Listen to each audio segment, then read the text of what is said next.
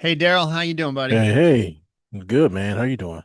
I'm doing great. I'm so sorry for being a couple minutes late. I was messing with my No, lighting and then time just got away from me. nah, you good, man. It is what it is, Yeah. man. You don't do this, man. Either way. So we good. We good. Good All stuff, right. man. Yeah, so I'm already recording, man. We can go ahead and get this baby on started. Let's do it. Fire away. Right. All right, man. So you got the floor, man. You go ahead and introduce yourself and what do you do now? Hey, what's up, guys? My name is Austin Ramp. I am the author of a book called One Last Hit. I don't know. I'm father of five, sober in 12-step recovery, doing a lot of podcasts because a book is a grind, my friend. Hmm. You really got to get Hmm. out there. And of course, I have a ton of stuff I do, in my personal life from a business standpoint, but that's not really why I do these podcasts. I had a crazy ass story of addiction from and I'll get into it if you want me to. It's totally your call, but Absolutely. It's yeah, totally yeah. go ahead, man. All right, you got it. So I man, as a kid, I had really bad neurological tics, meaning like my body would twitch. Or I had this one, man, I was 8, 9, 10 years old, and I'd be in the back of the classroom. I had vocal tics. So I'd be back there going, like a dolphin. If you can imagine being in a classroom with a kid in the back squeaking like a dolphin. And Mm. the kids were brutal, man. They were just merciless. And I was overweight, so I got picked on a lot. And Yeah. so like I had a lot of anxiety and shame as a kid. I remember those feelings distinctly, even though I didn't have the words to name them yet. But I was really good at baseball Mhm. and I was much bigger than the other kids. And so I'd go out on the diamond and I could hit home runs, no problem. And and I remember looking in the stands when I would hit those home runs. And I remember my dad, he would high five the other dads in the stands. And somehow I got this message that if I achieve, then I'm somehow worthy of this, this attention and love that I'm getting from my father. And the flip side of that being also true. If I don't achieve in an exceptional way, I'm just really not worthy. And so Right. I was living in Tokyo, Japan for about 4.5 years of my childhood. And when I moved back to the States, I was 13. And the other kids that were in the neighborhood were older than me. They were like 15, 16, 17, and they kind of progressed as maybe kids in the States do, smoking cigarettes, drinking, doing those things that we experiment with as a kid. And I remember Mhm. the first time I took a drink, man, I was in my buddy Ryan's garage. And it was three tall boys, and I just did it because everyone else was doing it. I didn't know what it was going to be like. And about halfway through the third one, that magic happened. That alcoholics know that magic. And of course, normal people Mhm. get a buzz. But the way that it felt to me was like it was like I was driving through a rainstorm for my entire life and I finally went under an overpass and things just got quiet for a minute Mhm. and I had this really conscious thought that this is so good. Why would I ever want to be sober ever? And so sobriety became Right. very difficult. And in my first, like, dude, in my first 3 months of use, I was taking acid, taking painkillers, taking Xanax. I was Oh, doing everything I could get my hands on. wow. I was addicted to narcotic painkillers by 15. I was smoking crack cocaine by 17. And sorry, my phone's buzzing. Let me let me put that on do not disturb. You all right. You Yeah, all yeah. right. And then so man, I was an absolute mess. I literally never had a time in my life where I was like a normal partier, can go on the weekends and then Mm. stop. It was never that way. I was always trying to find that thing that would let me operate in the world high or drunk, but not let everyone Right. know that I was that way. So in I think I was 17 years old. It's the summer between my junior and senior year. I decided I'm going to grow some weed in the closet. Why not? Hmm. A little horticultural experiment there. And I was a really bad weed grower. They were both male plants, so I wasn't getting any buds off of them. But my mom Mm. knew about it, and she kind of turned a blind eye. And I had this grow light system set up in my room, Mm. and one day I went and I flicked the lights on, and unbeknownst to me, my mom had gone in there earlier in the day and hung up some clean laundry, and it happened to cover up one of my lights. And so about 8:30, I'm out on the computer and nobody's home. And I start hearing this crackling from the back room. And I go and open my door and it's like backdraft, like flames just shoot out. Oh. And At 17 years Yikes. old, I burnt our family home to the ground accidentally, but that's what I did. And it was just more.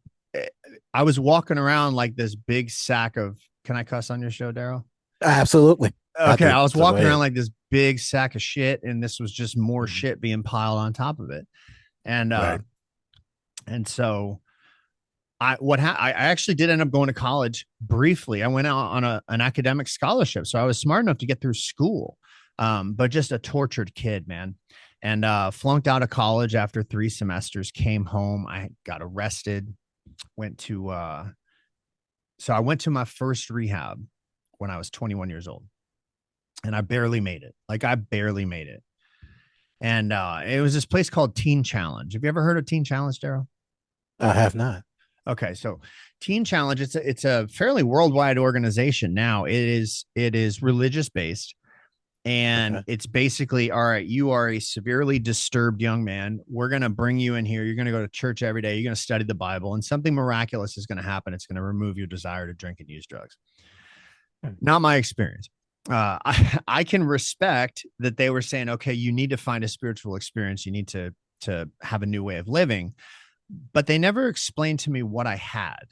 They never explained Right. to me what addiction or alcoholism actually was. And if I'm not impressed with the problem, I'm not going to be impressed with your solution to the problem because I'm not Mhm. impressed with it. And so I got out of there. And after 18 months, I drank and started using drugs the same day. And about 6 months later, I overdosed severely on methadone, crack cocaine, and Xanax. And woke up after being out for I don't know how long. Um, 7 days in the ICU, catheter, the whole 9 yards, man. And I remember my mom at this point looking at me and holding out her wrists and just saying, "Do you want blood? Because I've got nothing left to give you. You've taken it all."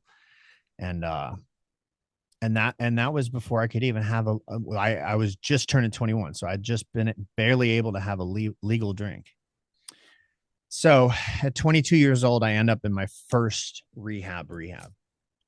And this is one that's kind of 12-step recovery and therapy based, not religious based. And Sure. yeah, I spent 45 days in there, got out, and went out and did the exact same thing. Somehow while I was in there, I convinced them that I needed a script of Klonopin, benzos. And I got out, started taking the Klonopin, blacked out immediately, decided I was going to steal my grandfather's golf cart and try and pawn it for crack. And the battery ran out before I could find the hood. And so he had to send a tow truck. And what made this especially sad was the reason where I had gone straight from rehab was to this place in Florida called the Villages, which is a giant retirement community, because my Mhm. grandmother had just passed away. And so this is the morning of my grandmother's funeral. My grandfather's got to send a golf cart to pick me up. So the idea is amongst my parents that the next day I'm going to go to my dad's house for a day, and he's going to drive me down to South Florida, and I'm going to go to a halfway house down here. And he goes to take a nap about 2 p.m. and I hop in a cab and I go down to 22nd Street in Tampa, which back when I was in high school, 22nd Street is the place you went if you wanted to buy dope. Yeah. But many years later, it wasn't that way. And so I get down there and I'm in funeral clothes, walking around trying to buy drugs, right? I stick out like a sore thumb, obviously, and Right. nobody will sell anything to me. And finally, these two guys come up to me. And looking back, telling the story is kind of funny now, but these two guys come up to me. It's this one fat guy and this one skinny guy. And the skinny guy had a shirt on that said "No snitching at any time." And I was like, "Oh, all right, clearly these are my It's a guys, hell of a right?" shirt. Yeah. Yeah, hell of a shirt. Hmm. And I gave him the money, and he put 5 individual baggies in my hand, which I found to be suspicious to begin with. And no quicker did I put him in my pocket that I was slammed up against a brick wall, and it was a sting. Cops were rushing from across the street, and this started like a 40-day stint in Falkenberg jail in Tampa. And Mm. so here's where we go from here. My Yeah. story doesn't get better; it gets a hell of a lot worse. I went down to this halfway house in North Palm Beach, and I actually did manage to get and stay sober for a period of time. So from the ages of 22 to 31, I was sober. and got married, had a couple of kids, started a business that was very, very successful. But for a guy like me, for a guy with a mind that is so addicted, there are certain things we've got to do every day to stay sober, right? Being honest, Right. growing spiritually, connecting with other people that are in the sober community. Like these are really important things. And over time, I basically just stopped doing these things. And pretty Mhm. soon, what happened was the gifts of sobriety took me away from the thing that gave me sobriety. And and when I relapsed, it was a lot different than relapsing when I was 22. Like when I was 22, a good night out might be $150, but now I had resources. I had a really successful business and a lot of money in the bank. And I went on a hellacious run and I got Marchman acted, which is it's a thing that's specific to Florida. So in Mm. Florida, if you've got somebody that is using drugs to the point that they're going to die, and you can prove that, the courts will actually get involved and they'll go arrest that person and force them to go to treatment. So I'm in a hotel room in Fort Lauderdale, sitting on the toilet, about to shoot heroin, crack, bongs, everything. The whole place was nuts. And four Wow. Broward County sheriffs, they come through the door and they grab me and they take me to a detox. And then I go in front of the judge, and the judge says, "Hey man, you're going to either rehab or jail. Take your pick. We don't care which one." And so I picked rehab. And 5 days into that rehab, give or take, I said, "I'm out of here. I'm out of here. I'm going back to California," because I've been to a rehab back in California prior. And so I grabbed my stuff, and they're like, "Dude, we're calling the cops because you have to be here." And I said, "Call them, man. I'm out." And just before I got to Fort Lauderdale Airport, I started looking on the JetBlue app, and I noticed they had a direct flight to Cancun. And I said, "You know what? We're going to call an audible." And and this started me 2 years on the run in Mexico. And what's there's a lot sad about this story, but what is especially sad about this story is I had a 3 and 1 year old at home who their mom was on shaky ground to begin with. She was not doing well herself. But I was so addicted. I was so in the life at that point that I just had no power to stop. And Right. and so I get down to Cancun. You ever been to Cancun? No, I would love to Okay. go. Yeah, Cancun's kind of wild. It's a hell of a place to party, but what I find to be particularly wild. So it's broken up into sections. There's the hotel zone, and then there's what they refer to as the party zone, which is a row of clubs. And I lived just above Carlos and Charlie's in the party zone. But what's especially interesting about Cancun is it's the number one tourist destination in Mexico.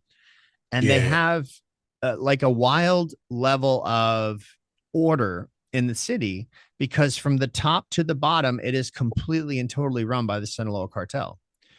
And you can't Hmm. be a police officer, you can't be a taxi driver, nothing unless you are respecting the cartel and kind of paying homage to them.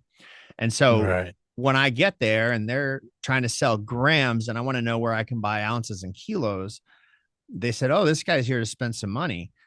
And they quickly put me up in one of their places.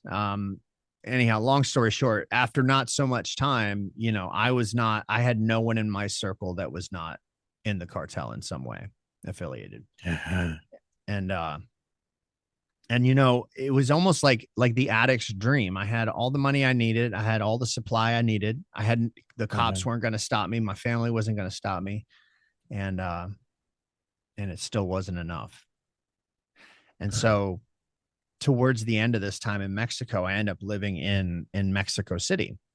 And what had happened was I had bribed some government officials to make me a Mexican citizen. I had Mexican credentials, and I got my wallet stolen, so I couldn't get back to Cancun on a weekend. I had gone to Mexico City to party, and there was Uh-huh. this girl that I had met. I don't know, a few months prior that had just fallen in love with me. And I don't know why, because I was pretty cracked out at that time. I didn't look very good. And I called her and I said, "Fabi, I'm stuck in Mexico City." And she's like, "Is this a joke?" And I said, "No, it's not a joke. I'm here. I got nowhere to go." And she said, "Oh, you come out here and live with me and my mom." And so I hop in a cab and I go about 45 minutes outside of Mexico City to this little town called Coacalco, which anyone that saw Coacalco would say, wow, that's a really like impoverished part of Mexico. And when I get to her house, she's out there, she meets me and she grabs me by the hand and walks me to her mom's little apartment. And I'm walking through what we would call here in the States projects. They look like housing projects, Right. but Mhm. cinder blocks, and it's like a weird color green, and clotheslines hanging out, right, with all the clothes Oh drying yeah. because nobody's got a dryer, right? And Hmm. they all have these weird tanks on the top of the building, which I didn't know what those were for. And I get inside of her house and her mom's got dinner waiting for me. And what I proceeded to encounter was two of the happiest, most loving, most connected people I had ever found in my life. And they never probably even held $1,000. But I was chasing all of these things in the States. Remember, I had that feeling from early on in my childhood, like if you don't achieve, you're not worthy of love. I had that huge not good enough wound. And I had been running from that my entire life. And through all the achievements, it never fulfilled that. It never healed that. I thought it would. I think there was a piece of me that thought it would. And here I am, you know, totally addicted to drugs in the vicinity of these two people that have found everything I had ever been looking for. And they found it with none of the things I thought were going to give it to me.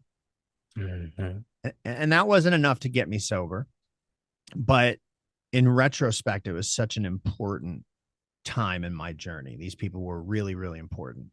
And so, the relationship doesn't go well. Big surprise, right? 6 months in, she's saying things like, I want to get married and have kids. And I'm like, Oh, when the drugs run out, I'm leaving. It was that's it. I was That's I was it. not a good boyfriend, and eventually they did. My last day in Mexico is me living at my drug dealer Juanito's house.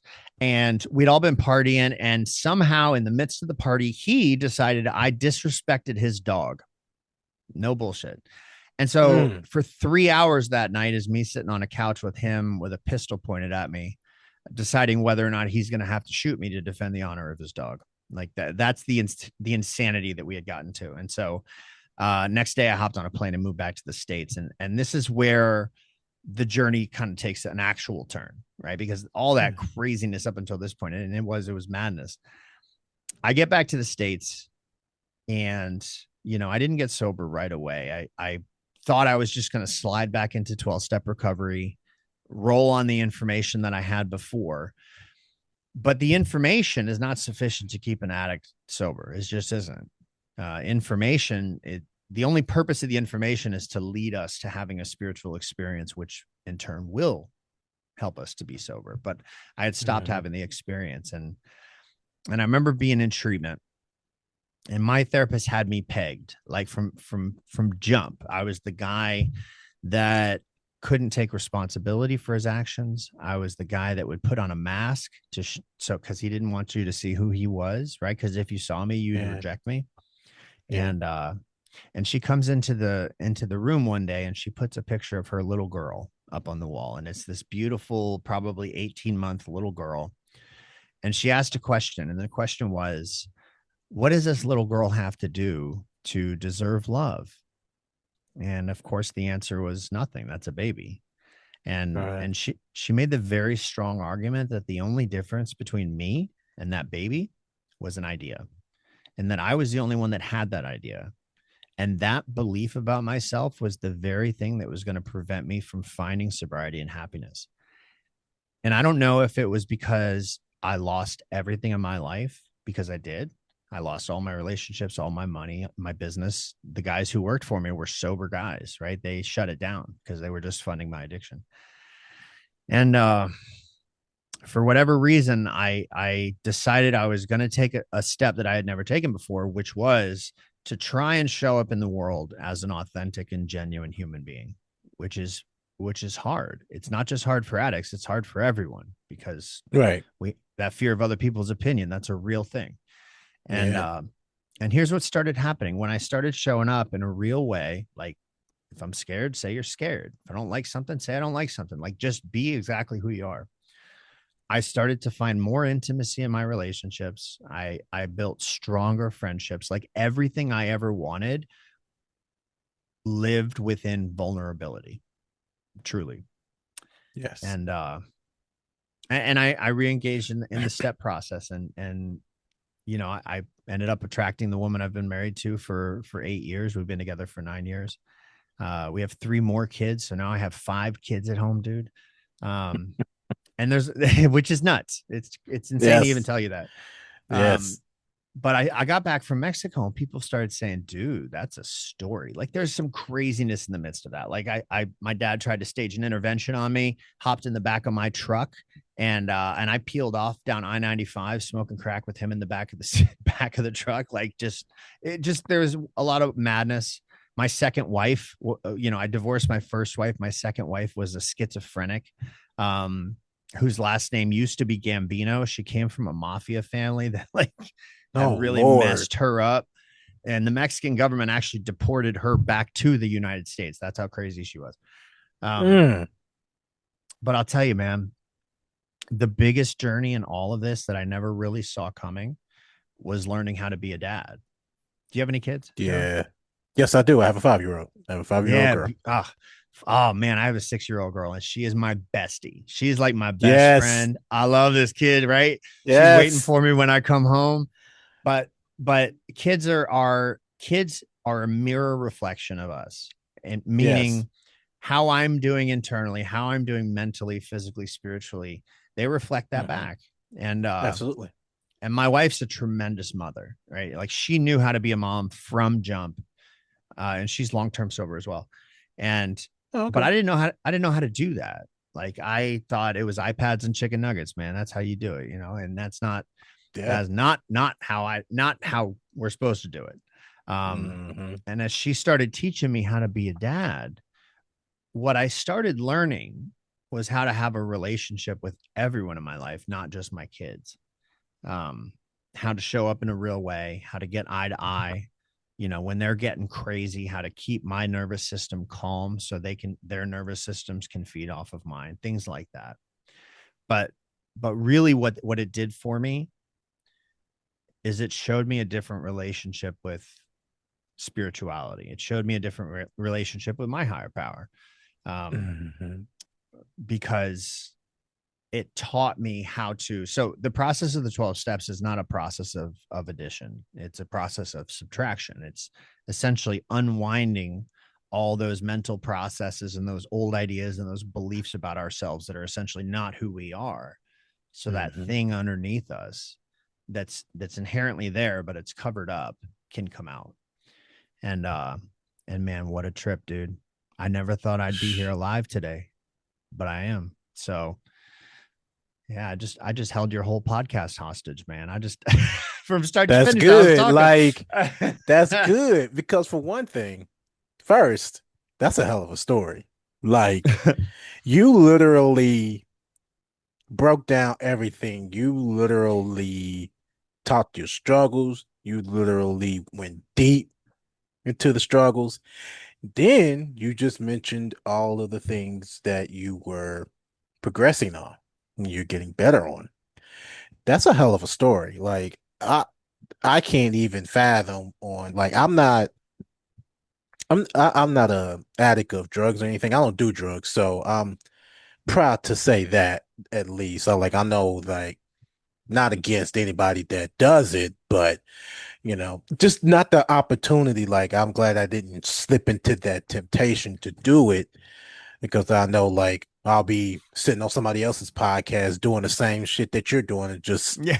throwing stories out there how my life has been a living hell because of drugs. So Yeah. yeah, that's a hell of a story. And when you talked about, kids, the one thing that I have learned about myself after I had my daughter was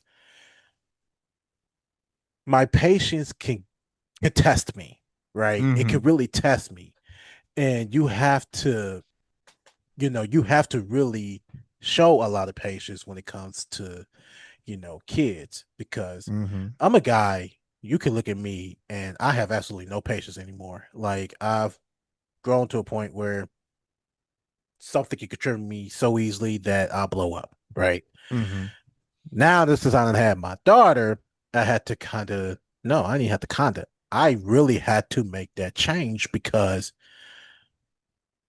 actually just bombing right through all of the troubles of what a child can do, you really have to show patience. And that's what's been very important to me because I know that me having anger issues, me just temper headed, I knew that I had to make a better shape of myself when it comes down to my daughter.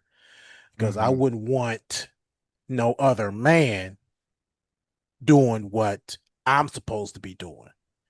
So, I want her to be able to, look up to me. I want her to be able to establish a relationship.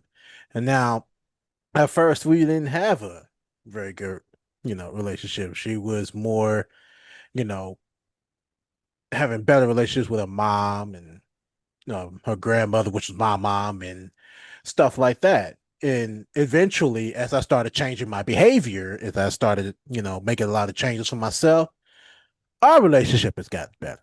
So Mm. that's where, like, that's where, my improvement had to show its rewards. And I couldn't be a more proud father than what I am right now. So Man, I I'm love I'm that, dude. stoked about it. Yeah, for Yeah. real. It Like that's it's how it is. I read something, I don't know where I read it, but it's definitely what I've seen in my own life that I always thought I had this belief that, oh, well, mom is the one. Mom is the Hmm. caretaker and the one that's so Hmm. important. And it's the husband's job just to provide. And I'll be honest, I ran with that for way, way longer than I wish I had. And Yeah. but having a present father in a home, the difference in not just in my children, but in children in general who have a present father in the home, like the difference is massive, massive to their Man, future. dude.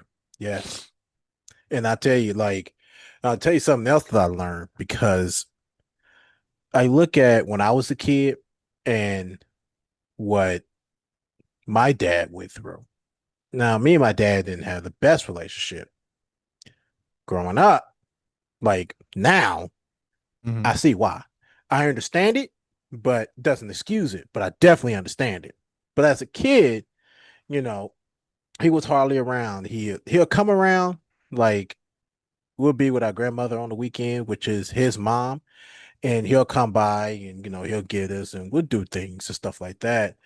But the relationship and the bonding really wasn't 100% there. I'll say maybe 60%, which wasn't bad at all. But, despite him, just drawing back due to all of the issues between him and my mom, that kind of, backed away. So, me having my daughter, now I'm looking at the same traits that my dad was dealing with. And that's when I knew also, besides of everything else that I just mentioned, that I knew that I had to be more present. I knew I had to show up. I knew I had to be more consistent with what I do as a dad. And when I did that, that's how the relationship improved. But it also taught me at the same time, like, no matter what's going on, in if the relationship failed or something else happened, you never stop showing up for your kid. Me being consistent, me showing up Mhm. and changing the way that I see things, like you mentioned, unwinding the things that what you've learned. And I had to do that, and that's how I saw my dad. I had to actually respect him more because of how he handled the whole situation, with us, and how, you know, our family was trying to, betray him and try to make him look like the bad person, in which he was never the problem. And I've Mhm. saw that before. It's like he was never the problem. It was, you know. other family. They, you know, talk bad about him. They do so much. And now it kind of feels like that I'm in that same stepping stone. So I knew like I had to actually step in. I had to step in and pull and try to, make it work. And I'm still going to get it regardless. There's nothing going to change about it. Like sometimes it's just bitter people out here. And I know that if I still be there, she can't change, how she feels about me. She can't change the relationship between us. And that's why it's always important to show up. It's always important. Yeah. And with little girls, especially, I have 3 daughters and 2 boys. Mhm. Thankfully, I could not handle 5 boys, I'll tell you. But, Me neither. but, but I've noticed with little girls, especially, they're looking to us. Like for me, I'll say for my example, like how I treat their mom is how they're Yeah, going to be looking for someone to treat them later, and correct. and how I treat them at the same time. My wife said something to me one time. So when I came back from Mexico, I had some guilt uh, Sure. about a lot of things, but I had parenting Mhm. guilt. And what that Yeah. parenting guilt caused me to want to do is be a little bit, I wanted to let things slide. Right. I wanted to be like, oh, yeah, you told me you're going to do this and you didn't do it, but I went to Mexico, so I'm not going to discipline you. And my, my wife said something to me that was wild one day, and it really just it landed on me so hard. She said, "It's the kid's job to break the boundaries, and it's our job to hold those boundaries.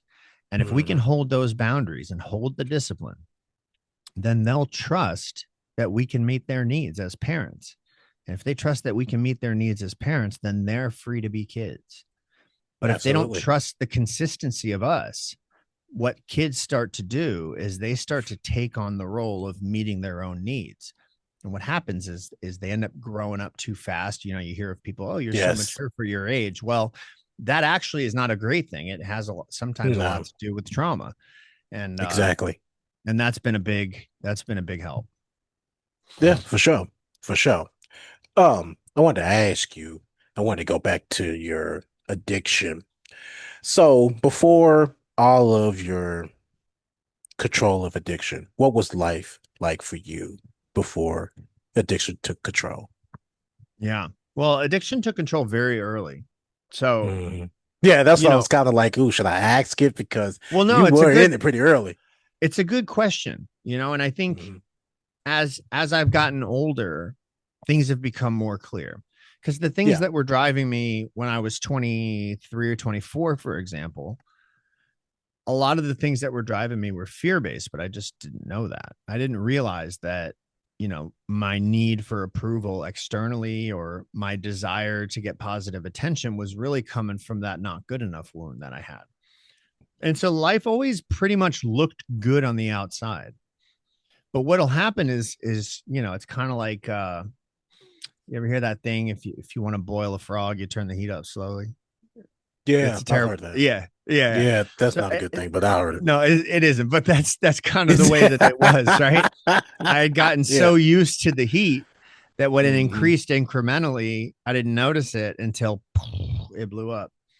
And Hmm.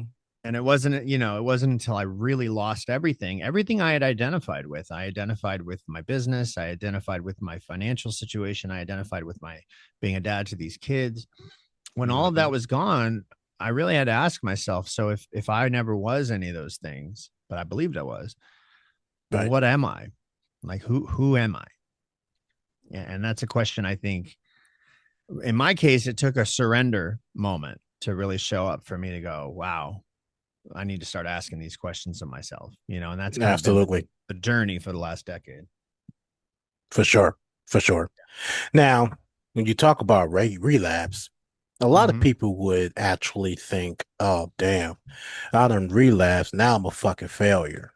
Mm-hmm. But how do you see it today? How do you see relapse? Yeah. I have a buddy of mine who says, grace never looks like grace in real time. It always Bingo. looks like something terrible. And Yes. and sometimes, not all the time, I always wish the best for everyone, but I know in my life, Mhm. those relapses probably are some of the most important moments in my life, because had that not happened, I might have just been that slow burn guy who just becomes Mm, angry 20 years down the road. yeah.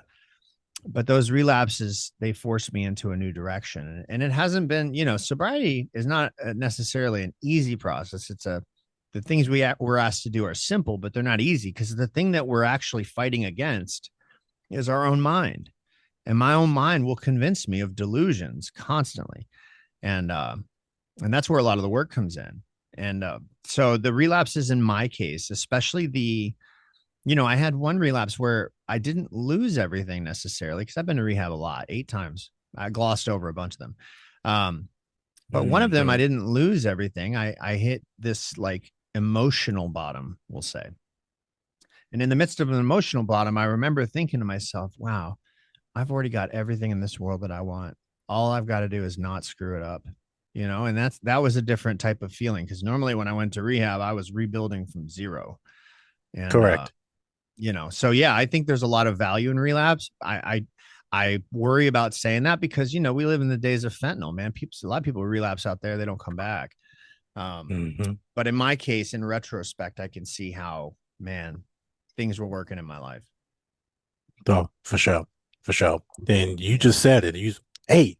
Like you went through eight like different rehabs. Like what has been your discipline when Mm, you've had, you know, went through these relapse and what changed on that final relapse and or sure. rehab? Yeah. So it's never the rehab necessarily that Hmm. will keep an addict sober. Rehab gives us distance from the last time we got high, and it gives us a lot of good information. But if that doesn't spur me on to further action when I leave there, I'm definitely going to go back. And but there are certain simple things we do every single day as a part of sobriety, right? We start our day with some form of prayer and meditation, whether it's reading or something, right? We get our day off to a good start. Sure. Sure. If we cause harm, we make amends for those things. We set it right instantly. At the end of the day, we do what's called a nightly inventory, which is just kind of it's like 11 questions out of the big book of Alcoholics Anonymous. And that's just part of what I do. And we share it. I share it with my sponsor and other people. But the key is to really keep an examination on my thoughts, feelings, and actions. And am I constantly growing? Because if I'm not growing, here's what ends up happening: that, sobriety is kind of like holding a cork underwater. As long as you're focused on it, it all stays down and we're good. But if I let my Mm. hand off, that thing's going to float back to the top. And I had a sponsor a long time ago who said, if you're a real alcoholic and addict, meaning when you want to stop, you can't quit entirely, or if when you start, you don't have much control over how much you're going to do. He said, I want you Mhm. to pretend you've got a bomb strapped to your back with a timer on it. And that Yikes. timer is guaranteed to explode unless you do certain simple things every day, and it's going to add time to that timer. But if you ever stop, we don't know when and we don't know where, but that bomb's going to go off again. And that made Yeah. a lot of sense to me. And so, I've kind of carried that with me, that these certain simple things I do every day, I don't know which one of them's keeping me sober. So I just keep doing all of them. Hmm. Hmm. I had to sit on that because that's an analogy that, I've never even heard. I mean, that's a Hmm. hell of an analogy. Like, wow. Wow. I'm sorry, I had to sit on that. Like that, Nah, that it's was that okay. was just, oh man, I think that was deep. Like, I know a lot of people will probably be, yeah, I think that's just something that, you know, can blow over, but that was deep because I never heard of that. I never heard You of know, that. we talk a lot. People use the word alcoholism a lot, Yeah. um, which alcoholism is not drinking. And that confuses Right. a lot of people. They do. Alcoholism is the state of mind, body, and spirit that I enter into when you take the alcohol and drugs away from me. Right? It's the Hmm. underlying condition. It just so happens alcohol is an excellent treatment for alcoholism. And so, but when a lot of people get sober, they think, okay, well, I got to stop doing these drugs. And if I just stop doing these things, my life is going to improve. But if they don't do Mhm. the inner work to treat the alcoholism, what ends up happening inevitably is it comes back up. We start having those delusional thoughts again, start getting, angry, chasing money, doing all the things that we think are going to make us whole. And that, that's common. And then in the midst of that, we end up picking up again because I have a mind that tells me I'm not as bad as I actually was all True the time. that. Yeah, all the time, man. True that. So, I agree. I agree. yeah. So when you mentioned shame and identity collapse, um, what do those terms mean from your experience? I think you talked about it, but Yeah, let's talk about it. what did that mean from your experience?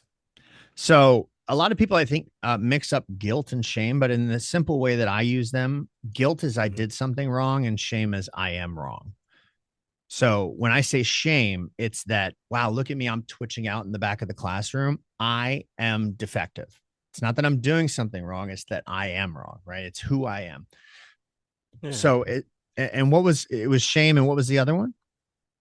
I think it Eh, was identity collapse, I think. yeah. So identity is really important. And a lot of people use it interchangeably with the term ego, right? So the ego Yeah. is simply the idea, the belief in who and what I am, that I am my thoughts, that I am my possessions, that I am my occupation, that I am all of these things. But in Mhm. reality, all of those things, in my experience, went away. And so I had to come back to the question of, okay, well, who and what am I? If none of these things are actually who I am, then what am I? And I wax and wane in the middle of that because I can find myself getting wrapped up in various different identities.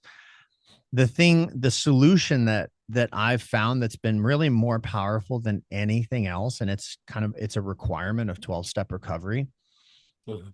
is being of service, right? When I can take my thoughts and put it on the well-being of somebody else and help meet their needs instead of focusing only on my own, you know, my cork floats under again. I know that's not a term, float under, but like it puts some time on my timer.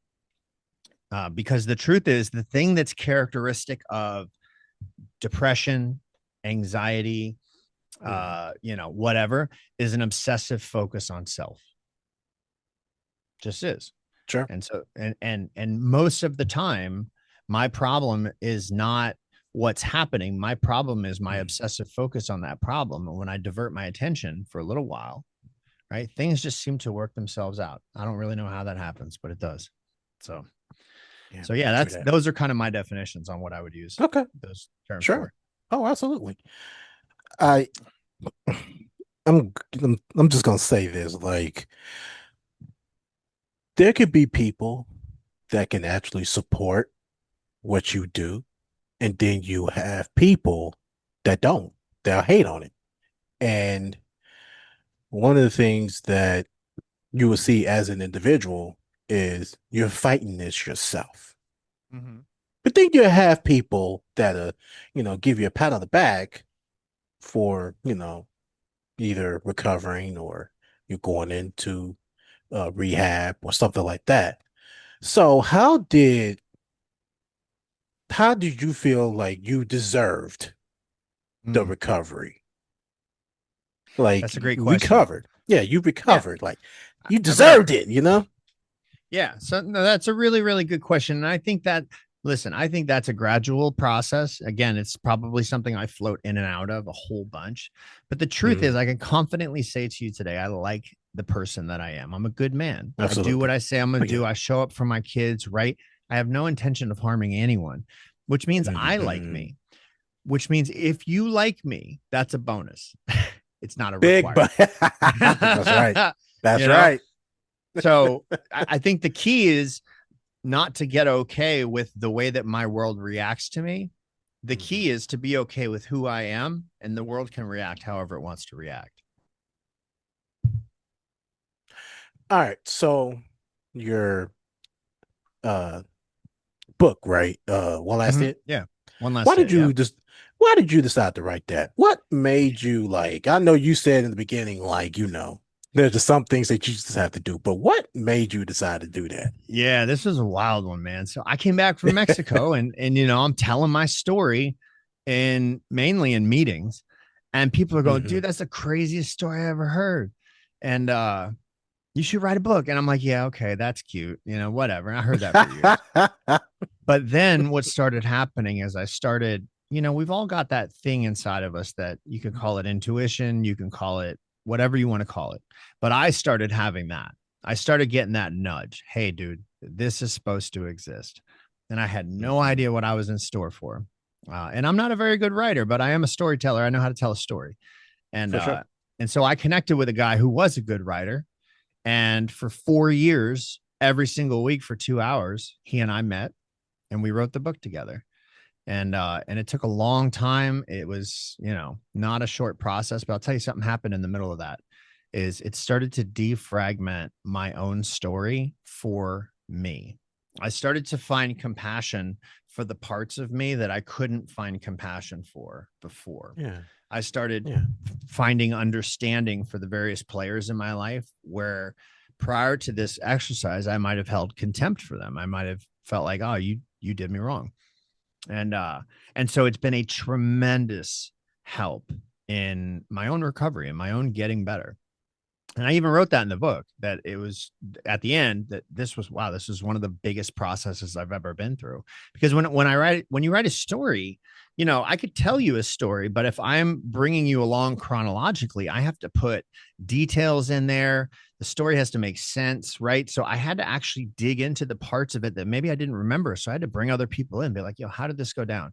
And and it I learned that I have a tendency, and I think other people do too, to Sure. misremember things to suit the narrative I want to be true.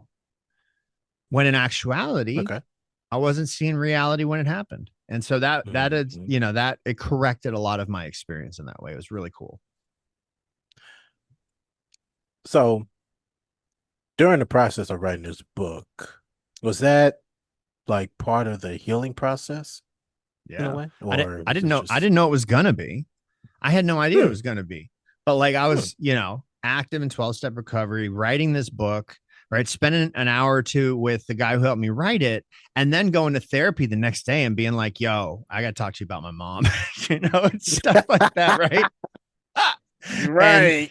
and that combination was just so powerful. And I still see the same therapist today. I actually thanked him at the end of the book because he helped me so much to see the truth where I just couldn't see it. There you go. There you go. Mm-hmm. So now I'm just going to get into this quick advice. Like, Yeah, I'm going yeah. to ask you some advice real quick, like for the audience. So, what would you say to someone who's convinced they're gone too far? Mm, that's a great question because I've been in that place so many times, man. So many But times. that's it. Yeah. Yeah. Yeah. And the truth is, I was never too far gone. And a big part of my belief and why I was too far gone is I believed A, the world was better off without me, B, that nobody loved me, C, that Yes. this God or higher power, or if you're not religious, spirit of the universe, whatever, um, it may exist, but it sure as hell isn't going to help me after all the shit that I did. Mm, And mm, none of those were true. None of those things were true. The second I mhm, became willing to face the damage I had caused, things started to open back up. People started mm, wanting to help me along the way. I mean, part of the 12-step process is making amends, which is, we've caused harm. Now we go out and we try and set those wrongs right. And when I noticed, even if it was somebody who just really disliked me, if I went to them with an energy, with a spirit of genuinely wanting to set things right and being willing to do whatever it took to do that, I noticed the walls just they just dropped. It was like, yeah. people can sniff out when something's real, and for whatever reason, we've all got that. And Yes. and rarely did they ever go wrong. Rarely, Mm, So yeah. So my advice would be you're not too far gone. You have value just because you exist on this planet. Um, and connect with somebody who's been through it. now another one. How can families support a loved one without enabling them? That's a great question. I mean, the best thing that ever happened to me was every door was closed. Like Yeah. when I went to detox that last time, if I had had any money in the bank account or anyone that I could have taken advantage of to continue using, I would have done it. All the Mhm. doors except the one to sobriety have got to be closed. And that's a difficult thing to do with people that we love. But that, Yeah. in my experience, that's a great, and be there, be available if they ever ask for help. Yeah, for sure. Just don't give them any money, you know. Yep, that's the thing that we hear all the time. Just don't give them money. Yeah. Yeah. Don't give them Yep. money, dude. Yeah, That's totally. it. And what does starting over really look like? Wow. I know we've seen you starting over 8 different times. So many damn times, bro. So many times. You know what? Yeah, man. Starting over, the way that it feels, I don't think I've ever said it in this way, but I'm going to try and articulate it. The Okay. way that it feels is like I'm hanging off of a cliff and I got a couple fingers on, and I don't know how the hell I'm going to get back over that edge. And, Mm. uh, and it's a process that's difficult. It's a process that I fought almost every time, because really what I was fighting against is if I had a week or 2 weeks of good behavior, I started thinking that the world needs to treat me with some respect, or the world needs to go, oh, look at you, you're doing good, okay, no harm, no foul. But the truth is, when I caused a lot of harm, I had to be willing to go to those people directly and set the harm right. Hmm. And that's not Yeah. an easy process. It's very, very No. hard starting over. But I will tell you, here's the interesting thing, and this is my experience. If Hmm. I'm broke, if I'm panhandling on the side of the road and I get my hand on $10, oh, that $10 is going to feel so sweet. But if I got 100 grand in the bank and I get my hand on $10, I'm probably not even going to notice it. And so when I was starting over from jump, all the little tiny things that would start to show up in my life that were positive meant so much. And they spurred me on to the next thing almost every time. Wow. Wow. That. Yep. That's it right there, man. All right. I got one last question, and we're gonna wrap Sure. this one up. So, when you hear the words breaking mental health, what does that mean to you? Wow. I don't know. I actually think of Breaking Bad. Oh, that was the first thing that came to mind. Yeah, Breaking Bad. absolutely. Yeah. You ain't the only one that said that either. Yeah. So, yeah, you're not the only one. Man, breaking mental health. Well, it depends on which way I'm looking at it. If it's that However you want to look at it. yeah, if my mental health is, I'll tell you one thing I realized kind of along the way that I think it's true for all sorts of different mental illnesses, is that we don't see reality as it is. We see Mhm. reality as we are. Meaning, if I'm in depression, for example, let's take a pretty common one, right? And I'm Mhm. wrapped up on the couch. I'm feeding myself all these thoughts as to why things are the way that they are. Somebody else could be having the exact same experience, but viewing it completely differently. And so Mhm. breaking mental health, man, it's one of the most important things we have. That's Everything, true. everything in my life, everything up until this moment is the sum total of all the thoughts and actions I've taken, all the decisions I've made. My life is that, right? Mhm. There's nothing more, nothing less.